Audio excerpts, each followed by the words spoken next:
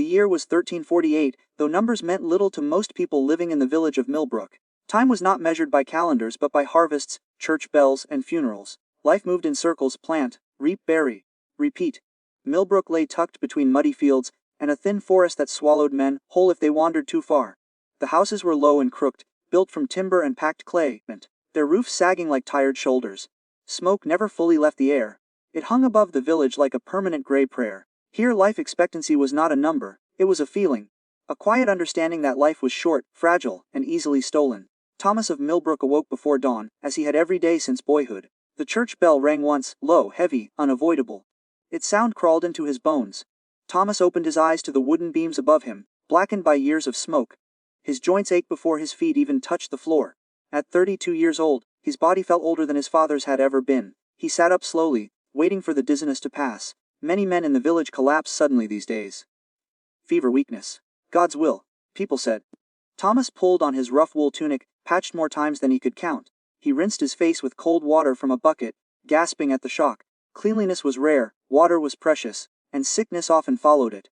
But habit demanded the rinse. His mother had taught him that long ago, before she died at 27. Bread for breakfast. Always bread. Dense, dark, heavy enough to sit like a stone in the stomach. He chewed slowly, saving energy. Eating fast led to cramps. Cramps led to weakness. Weakness led to death. In Millbrook, death was not dramatic. It was efficient. Outside, the village stirred. Coughing echoed from huts. A woman cried softly somewhere. A rooster crowed, and then fell silent. Someone would eat well today. Thomas stepped into the field as the sky lightened. The soil was cold, damp, stubborn. He bent his back and began working, repeating motions that had shaped his body since childhood. Dig, lift, step, breathe. Habit kept him moving even when thought would have stopped him. Around him, other men worked silently. Conversation wasted breath. Breath was life. At midday, the sun broke through weak clouds. Thomas wiped sweat from his brow and looked across the field. 3 empty plots stood abandoned, families gone. One from fever, one from hunger, one from childbirth complications that killed both mother and child. In Millbrook, reaching adulthood was already a victory. Children died so often that villagers stopped naming them until they survived their first winters. Of every 10 babies born, perhaps 5 lived long enough to walk. Perhaps 3 reached adulthood. Perhaps 1 reached old age if fortune smiled. Thomas remembered his brothers. Samuel had died at 12, coughing blood into straw. Eli had died at 8. Taken by a fever so fast the priest arrived too late. Their graves were shallow, like most. Life expectancy was low not because people didn't love life, but because life was constantly under attack. The afternoon dragged on. Thomas felt the familiar tightness in his chest, the warning sign of exhaustion. Many men ignored it. They worked until they collapsed, believing rest was laziness and laziness a sin. Thomas kept going anyway. Habit was stronger than wisdom. By evening, the pain in his legs had turned sharp. He leaned against a fence post, vision blurring. The world tilted. He tried to steady himself, but the fence moved away. He fell. When he opened his eyes, the ceiling above him was stone, not wood.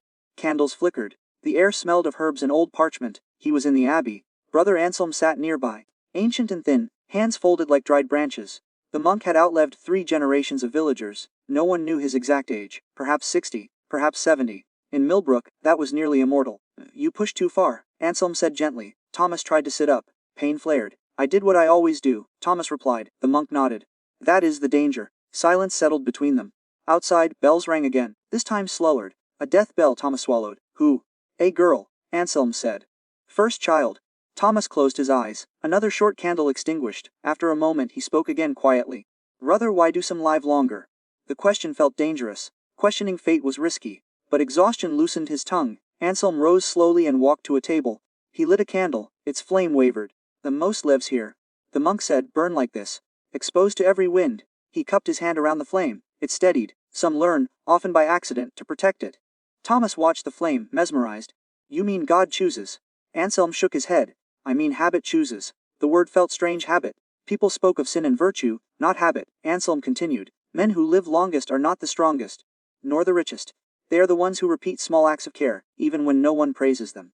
Thomas frowned. Care doesn't stop plague, no, Anselm agreed. But it stops foolishness. The monk listed what he had observed over decades. Men who rested wounds lived longer. Men who drank less survived winters. Men who washed when possible avoided rot and fever. Men who accepted limits outlived those who challenged them daily. Most believe they will die young, Anselm said. So they live recklessly. That belief becomes habit, and habit becomes fate. Thomas felt something shift inside him. All his life, He had believed 30 or 40 years was all anyone could hope for. So he spent his strength freely, assuming tomorrow was uncertain. What if I change? Thomas asked. Anselm smiled faintly. Then you rebel quietly against your age. That night Thomas slept deeply. When he returned to his hut days later, the village looked the same, but he did not. He noticed how often men ignored pain, how often they drank to forget fear, how often they accepted decay as destiny. Thomas began making small changes, invisible to others. He rested when hurt. He boiled water when possible. He ate slower, more regularly. He stopped working at the edge of collapse. People mocked him. Saving strength for the grave. They laughed. Thomas said nothing. Habit does not argue. It simply repeats, and slowly, without miracle or announcement, his candle burned steadier. In a world where most flames died young, that was rebellion enough. The years did not pass gently in Millbrook. They arrived like waves, some slow and heavy, others violent enough to tear entire families from the shore of life. Time in the Middle Ages was not something people chased. It was something they survived. Thomas of Millbrook survived. At 35, men around him began to vanish. Not suddenly, not dramatically, but steadily, like stars fading from the sky one by one. A cough that never stopped. A wound that would not close. A winter that lasted too long. By then, Thomas had already begun his quiet rebellion. He no longer rose with blind urgency at the first bell. He rose with intention. If his body protested, he listened. In a world that treated exhaustion as virtue, Thomas treated rest as survival. Villagers noticed. Lazy, they whispered. Thomas heard them and said nothing. He remembered Brother Anselm's words, habit chooses. During the Great Plague's return, carts rolled through Millbrook more often than before. Bells rang until people stopped counting. The priest's voice grew hoarse from prayer. Thomas buried friends whose hands had worked beside his for decades. At funerals, people spoke the same words every time. He lived a full life. And Thomas began to understand what that phrase truly meant. In the Middle Ages, a full life did not mean long. It meant complete, finished early like a story cut short. Women barely reached 30.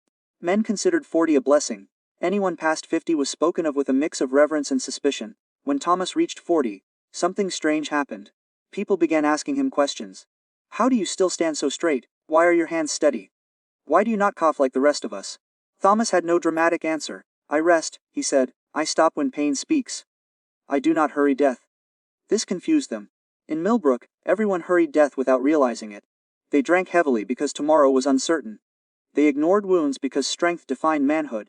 They worked past collapse because survival felt like defiance. Thomas, instead, chose consistency. He worked steadily, not violently. He ate simply, not excessively. He slept when darkness fell. He avoided needless conflict and reckless risk. Small habits, repeated daily, invisible, unimpressive, and yet effective. At 45, Thomas was considered old. Children stared at him as if he were part of the church walls, something ancient and unmovable. Mothers pointed him out quietly. That man remembers the last famine. They said, at 50, he became something else entirely, a reference. When disputes arose, people asked Thomas to speak. When illness came, they asked what he did. When fear spread, they watched how calmly he breathed. He had not set out to lead. He had simply outlived expectations. Brother Anselm died that year. The monk's passing shook the village deeply. Anselm had been a reminder that long life was possible, though rare.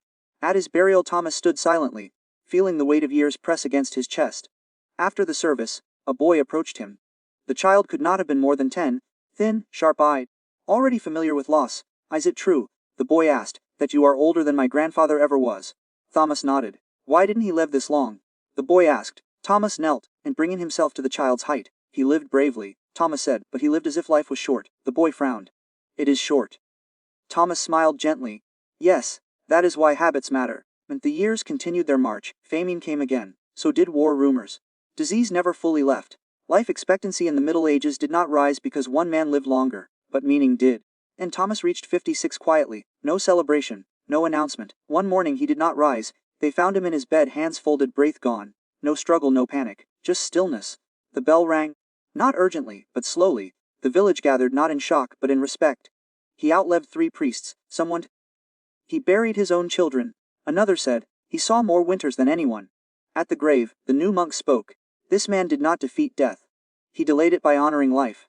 Children stood silently, absorbing something they could not yet name. Long after the burial, people began changing small things. Men rested wounds. Women boiled water. Parents fed children more patiently, not because Thomas told them to, but because they had seen proof. In the Middle Ages, life expectancy was brutally low. But Thomas had shown something revolutionary. Short lives are common. Careless lives are optional. Final moral: you may not control the age you are born into. You may not control disease, fate, or disaster, but you do control the habits you repeat when no one is watching, and those habits decide how brightly and how steadily your candle burns.